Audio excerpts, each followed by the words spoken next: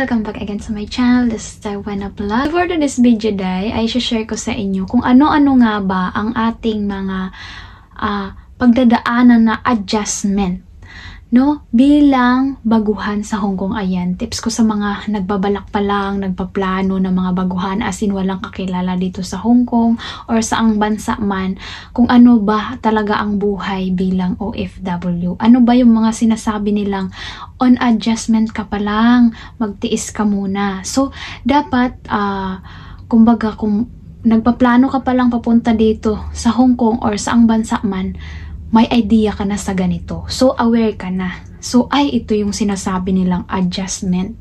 Isang araw pa lang, gusto nang mag-break, 2 linggo, ilang months pa lang, kumbaga. So, share ko sa inyo ngayon, bilang first time ko din na trabaho dito sa Hong Kong, bilang katulong. Ano nga ba yung mga pag-a-adjust na ginawa ko? Gaano ko ba katagal ang pag-a-adjust na yun, gaano ko katagal nasabing okay na ako.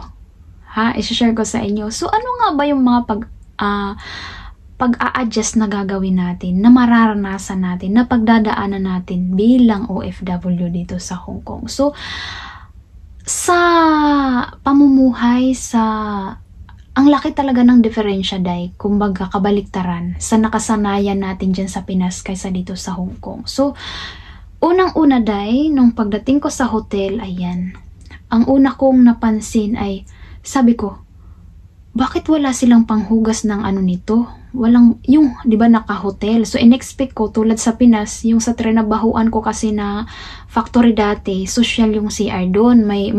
Yung may panghugas talaga sila sa puwet. Yung katabi ng inodoro, di ba? Yung may panghugas talaga sila sa puwet. So, nung nandun ako sa hotel, hinahanap ko yun. Sabi ko, bakit wala? So, nahihirapan pa ako pag naghugas. Inaabot ko pa yung shower din. Ang iksi lang. Saktong-sakto lang naaabot sa mo. Pero, matatapon pa nga yung tubig pag hindi ka nagdahan-dahan. So, yan. Isa yan sa nakasanayan natin. Laking kabaliktaran. So, nung pagdating ko sa bahay nila amo, sabi ko, hindi pala uso yung ganun. Hindi rin uso yung tabo. Hindi uso, day. Wala dito yun. Then, isa pa, day, ito pa, sa pagligo. Ayan, di ba, sanay tayo dyan sa Pinas na pag naligo tayo is umaga talaga bago pumasok sa trabaho. Dito, day, 1 week din ata, day, ino-obserbaran lang siguro ako ng mga amo ko. So, di ba, ang gising ko ay before 6, dapat tapos na ako gumamit ng CR. So, 5:30, kailangan ko nang tumayo para maligo. In 1 week nun, day. Then sa gabi, naglalabar na lang ako. Hindi nila nakikita na naliligo ako. Kumbaga, basa yung buhok ko. Kasi naglalabar na lang ako eh. So, 1 week yun. Then sinita ako. Sabi ni among babae, gusto ko maligo ka bago matulog. Bago ka sumampa dyan sa bed mo, maligo ka muna. Sabi ko, nag-observe lang din ako sa kanila. Sabi ko, bakit hindi sila naliligo bago pumasok sa trabaho? Sabi ko, ganyan. Siguro malilate na kaya hindi naligo. So, yun, nung sinabihan ako, hindi pala ganun. Hindi tulad ng Pinas na sa umaga tayo naliligo bago pumasok sa trabaho. Baliktad sila dito. Ayan, isa yan sa pati ang weather, day. Diba, may 4 na weather dito. Ang winter talaga yung pinakaayaw ko, ang winter. Kasi lamigin talaga ako. Pag start pa lang ng autumn, ayan, naka-medyas na ako. Hanggang ngayon, medyas pa rin ako. Tinatawanan nga ako ng amo ko kasi para akong astronaut. Ito pa, pagdating sa pagkain, day, ayan, dyan ako, dito ako nakasabi sa sarili ko na lipat na lang kaya ako, maghanap na lang kaya ako ng panibagong amo. Alam nyo bakit? Siyempre, tayo, baguhan, ang alam natin, may food allowance talaga tayo, bukod sa sahod natin. May food allowance tayo. So, magtataka ka, bakit tinitipid ka? Bakit ang kunti-kunti lang nang binibigay sa'yo? At ito pa, day, yung merienda ko dati, hindi talaga ako nabili. Hindi dahil wala akong pera, hindi ako nabili. Akala ko kasi sagot nila yun. Kasi ang mga nakausap, yung mga nakasabayan ko, nakakain nila. May supply sila sa pang merienda. Kung ano ang laman ng ref, pwede sila kumuha. So yun naiisip ko, bakit yung amo ko ganun? Yun nga, may food allowance tayo, bakit tinitipid tayo?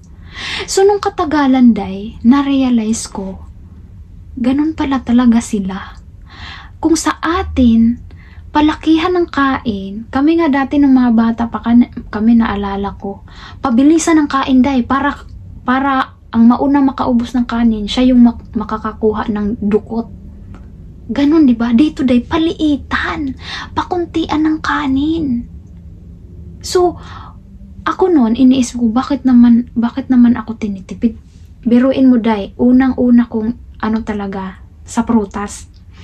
Yung saging, alam mo yung latundan, hinati ng 4, isa sa bata, akin, kay among lalaki, kay among babae. Sabi ko, grabe, isang ganun lang, isang subo lang, ganun sila katipid.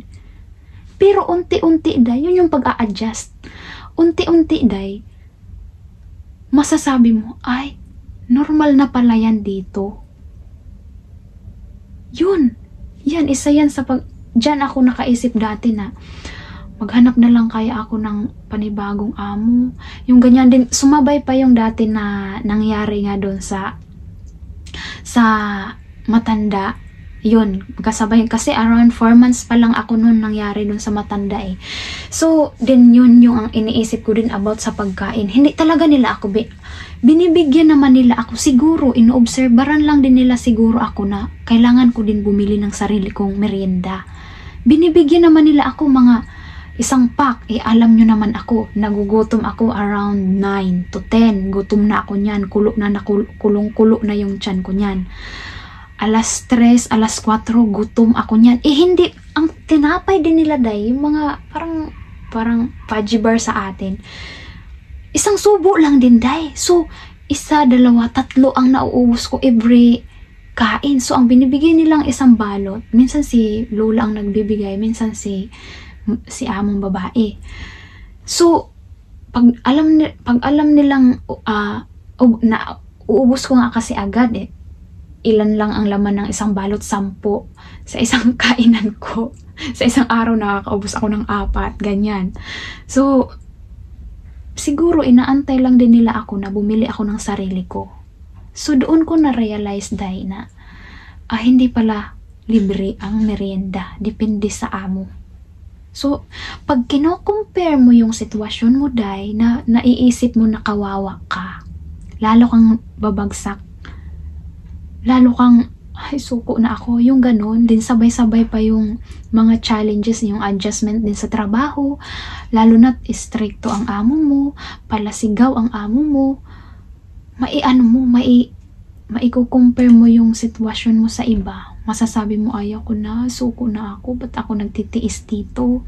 Pero, kung ikaw willing ka pa talaga mag-work, nangangailangan ka pa ng pera, ayan, may pangarap ka, ayan ito sa akin, kasi that time na iniisip ko yung abot sa pagkain, din sumabay nga yung sa nangyari sa matanda, yung ginawa sa akin ng matanda.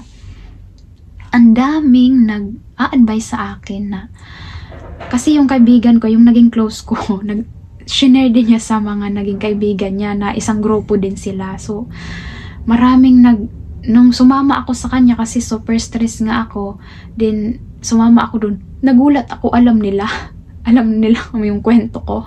Sabi sa akin, huwag ka magtiyaga dyan, madaming amo, Pero, inano ko, binalance ko yung sitwasyon ko. Oo, sabi ko, kung sila ang aayaw sa akin, tatanggapin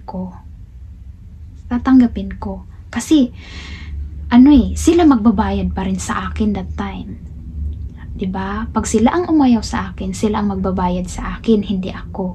Pero ang desisyon ng mga amo ko, sinabihan ako kung gusto ko daw umalis, makakaalis daw ako. So meaning, labas nun, ako ang magbe-break. So ako ang magbabayad sa kanila. That time, wala pa akong pera, Kasi nagbabayad pa ako ng utang. Kasi kaka 4 months ko lang nun. So, matalino, di ba? Inisip ko nun, maraming nagsasabi, malis ka na dyan, maghanap ka na dyan. Ito pang problema. Kasi una kong trabaho to. 50-50 makakahanap ako ng amo. Kung makahanap man, baka mas malala pa. Ang isa naman ay kung hindi ako makahanap, talagang ligwak. Uwi talaga ng Pinas. Yun ang ayaw ko mangyari. Kasi gusto ko pa magtrabaho. Kasi may pangarap tayong bahay. 'Di ba?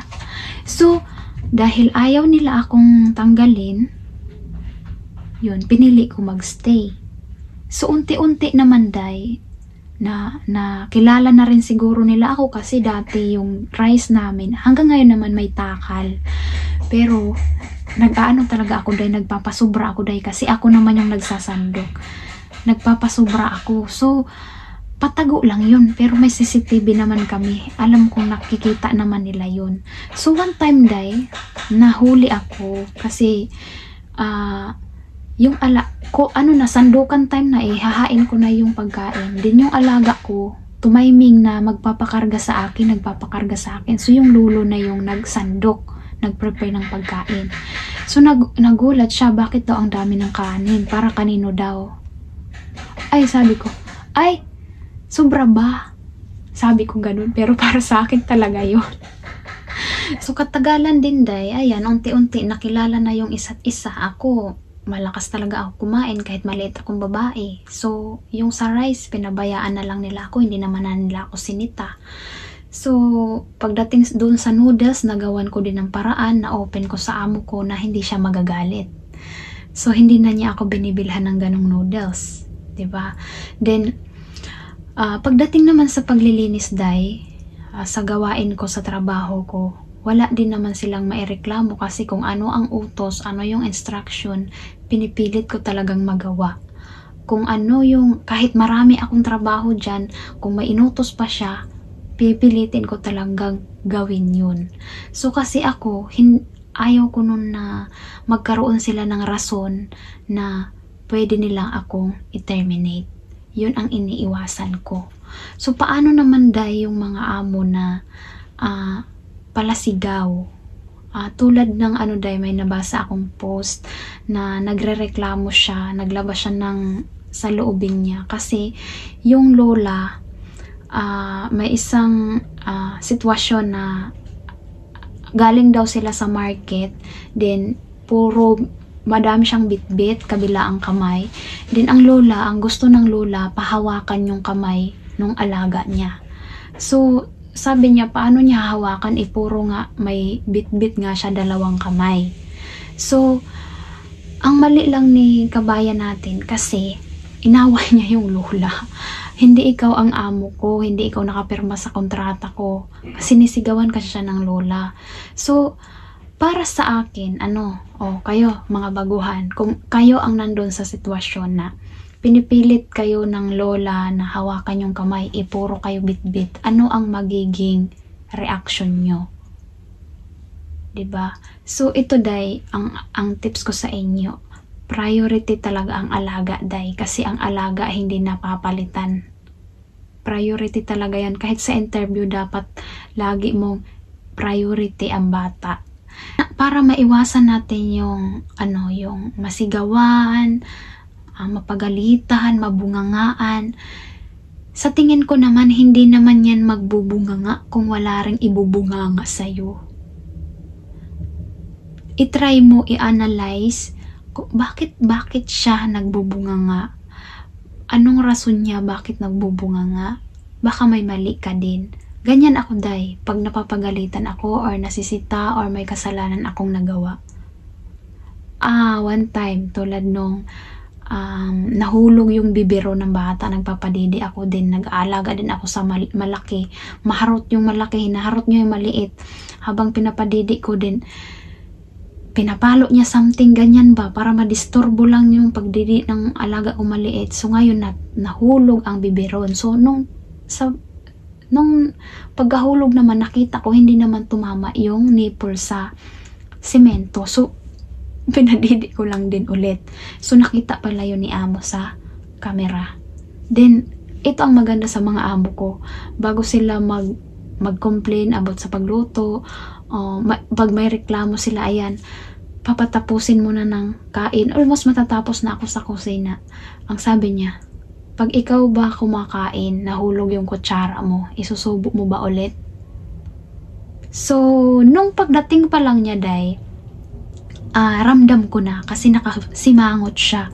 Kasi sanay ako na nakangiti yan na pag open pa lang ng pinto, nakangiti yan at bumabati na. At ako naman yung babati sa kanya, tulay yung bata. Say, hi mama, mga ganun, mama, yung ganyan. Ginaganyan ko yung alaga ko. Gusto ko pinapatawag ko ng mama yung alaga ko, ganyan ang ginagawa ko. That time, nakabusangot siya. Sabi ko, may something bang mali? May nagawa ba akong mali? So, nire-review ko na yung mga ginawa ko kasi may camera, diba? Monitor talaga yung galaw ko. Nire-review ko na yung mga ginawa ko or may utos ba siyang hindi nagawa.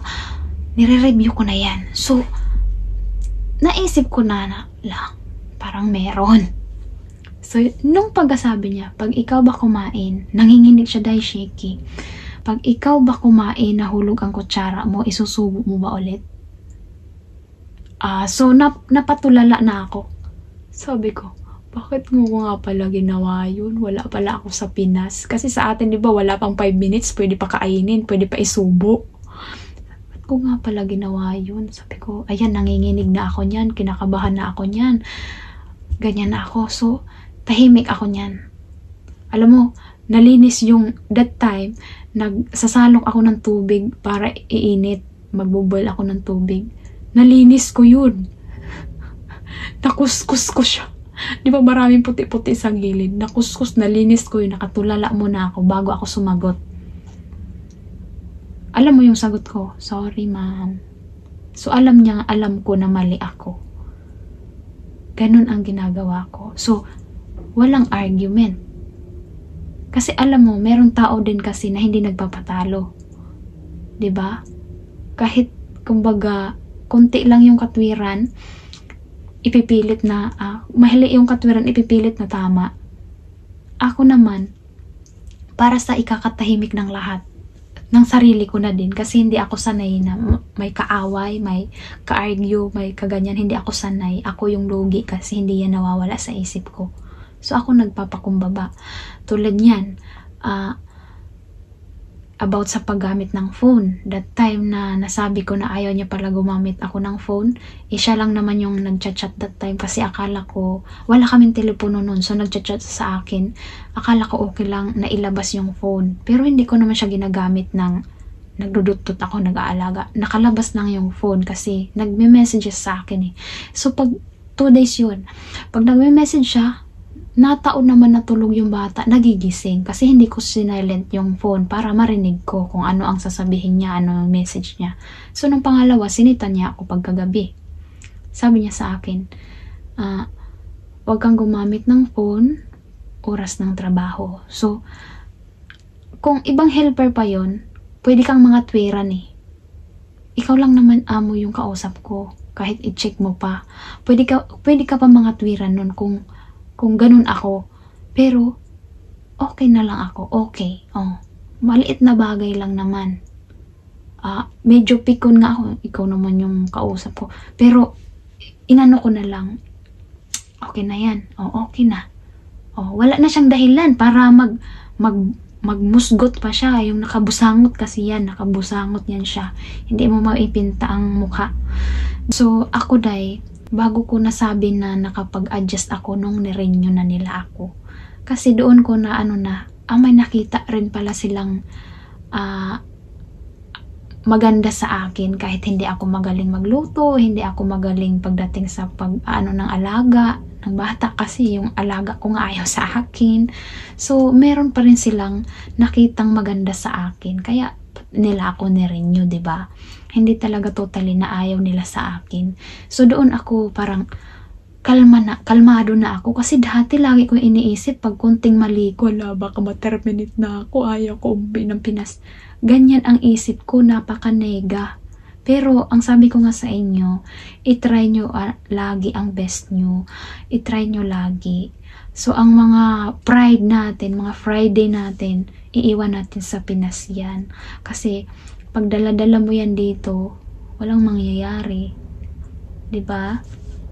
So, ayan lamang for today's video, guys. Sana nakapulot kayo ng idea, lalo na sa mga baguhan. Kung nagustuhan mo ang video na to, don't forget like and subscribe my channel. Sa next vlog. Bye-bye!